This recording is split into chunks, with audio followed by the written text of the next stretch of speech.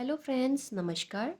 मैं डॉक्टर खुशबू साहू एक बार फिर आप सभी का अपने चैनल पे स्वागत करती हूँ। बहुत दिनों बाद एक बार फिर अपनी लिखी हुई कविता के साथ आप सभी के साथ जुड़ूंगी। कहीं तो सुना था कि आंखें दिल का आईना होती हैं। खुद को खोजते खोजते आंखों में एक दिन गुम हो गई। कुछ तो था, आंसू बनकर छलक रहा था। यादों के साए में एक बार फिर खुद से मिलते मिलते रह गई। सुना तो ये भी था कहीं कि सच हमेशा कड़वे होते हैं। जो समझ पाई हूँ, सच सही सपने और हकीकत के बीच फंसे होते हैं। आज गमों की उम्र लंबी और खुशियों के चंद लम्हे होते हैं।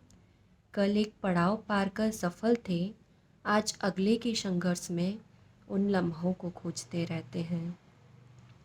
एक सच ये भी, उपदेश सिर्फ परिस्थितियों पर निर्भर खिलौने होते हैं। जो उन परिस्थितियों में सफलता दिला दें, मायने तो बस उन्हीं शब्दों के होते हैं। शब्दों की मासूमियत भी इतनी सच्ची कभी कभी हालातों से हार जाती है। आँखों में बसी सच्चाई भी तो कभी छिप जाती है, कभी छिपा ली जाती है। जैसे किसी से मिलते ही खामियां दिख जाती हैं और अच्छाइयाँ खोजनी पड़ती हैं। हज़ारों काबिलियत हो पर जो नहीं, उसी की ये दुनिया आपसे उम्मीद रखती है। मन में उठी बेपरवाह ख्वाहिशें ज़माने की परवाह कर मन में ही रह जाती हैं। आँखों से कभी सच ना झलक जाए तो पलकें अपने आप ही झुक जाती हैं। सुकून की तलाश में जो निकलते हैं, खुद को ही हम खोते चले जाते हैं। पर खुद में जो सुकून बसाया, मंजिल की हर तलाश को कामयाबी तक पहुंचा पाते हैं।